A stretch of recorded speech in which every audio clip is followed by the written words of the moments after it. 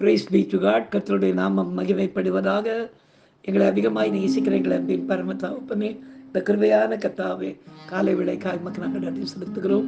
இந்த காலை வேளையிலும் உம்மை துதித்து பாடி ஆராதித்து இந்த நாளிலே நாங்கள் தியானிக்கும்படியாக கர்த்தர் எங்களுக்கு கொடுக்கிற வார்த்தைக்கு நேராக கடந்து போகவும் கர்த்ததாமே இந்த நாளிலே நீர் செய்த நன்மைகளை உம்முடைய வசனத்துக்கு சாட்சியாக சொல்லி உம்முடைய நாமத்தை நாங்கள் மகிமைப்படுத்தவும் கர்த்தர் எங்களுக்கு உதவி செய்வீராக.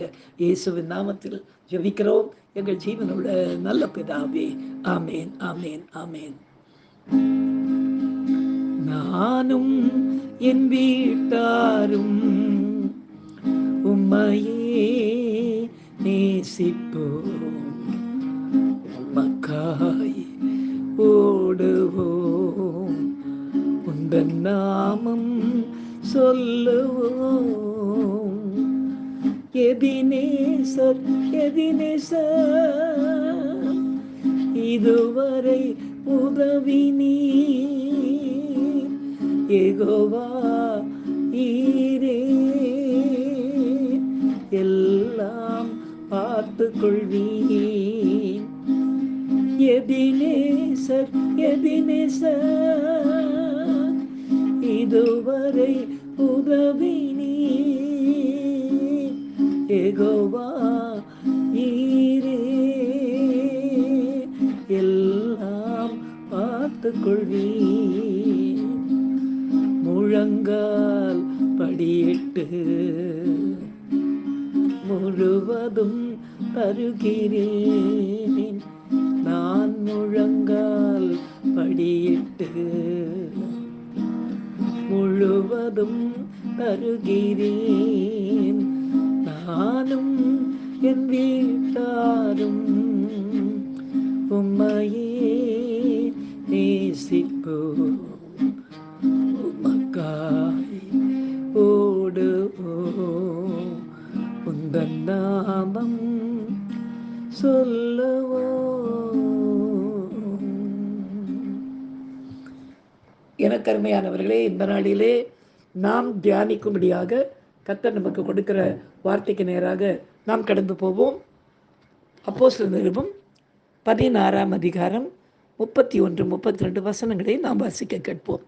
அதற்கு அவர்கள், கர்த்தராகிய இயேசு கிறிஸ்துவை விசுவாசி, அப்பொழுது நீயும் உன் வீட்டாரும் ரட்சிக்கப்படுவீர்கள் என்று சொல்லி அவனுக்கும் அவன் வீட்டில் இருந்த யாவருக்கும் கர்த்தருடைய வசனத்தை போதித்தார்கள் என்று அந்த நாளிலே சிறைச்சாலையிலே நடந்த அற்புதத்தின் நிமித்தமாக அந்த சிறைச்சாலை தலைவனுக்கு அந்த நாளிலே அப்போஸ்தலனாகிய பவுலும் அந்த நாளிலே சொன்ன காரியத்தை இன்றைக்கு இங்கே நாம் வாசிக்கிறோம்.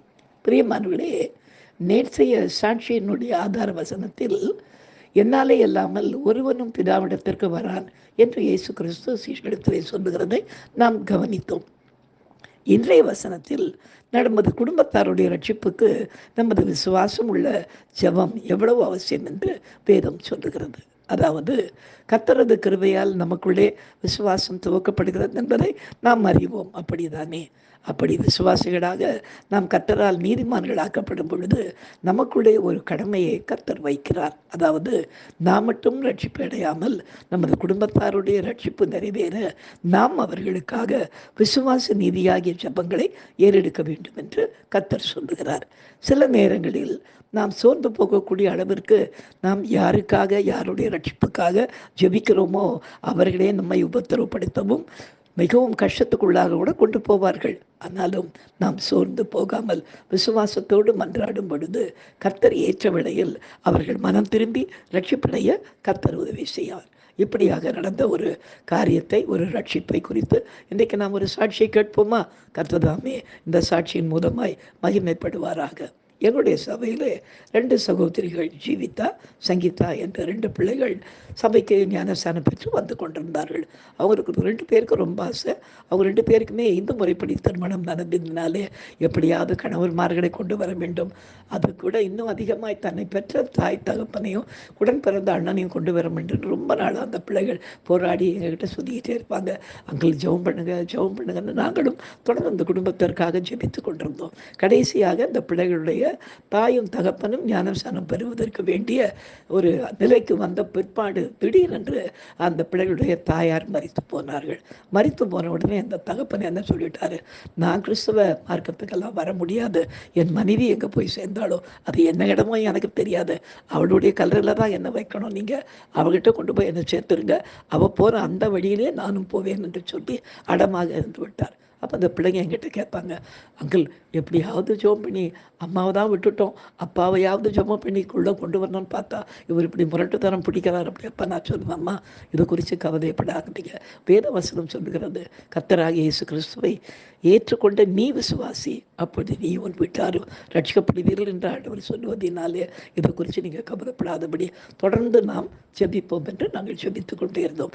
அவர் எப்பெல்லாம் சபைக்கு வருவார், அந்த சபைக்கு வரும்போதெல்லாம் அவர் பார்த்து நான் கேட்பேன், பிரதர் நீங்கள் ரட்சிக்கப்பட்டு ஆண்டோடைய பிள்ளையாக மாறலாமே, ஆத்மா உங்களுக்கு தனியாக கொடுக்கப்பட்டிருக்கிறது, உங்கள் மனைவி போகிற வழிக்கே போகணும்னு நினைக்காதீங்க அப்படின்னு சொல்லுவேன். சொல்லும்போதெல்லாம் அவங்க சொல்லுவாங்க, இல்லை இல்லை இல்லை, அவர் சொல்லுவார், இல்லையா என் மனைவி எந்த வழிக்கு போனாங்களோ அந்த வழிக்கு தான் நான் போவேனே தவிர என்னை வேறு மாதிரிலாம் கொண்டு போய் ஏதாவது செஞ்சுடாதீங்க அப்படின்னு அவர் சொல்லுவார்.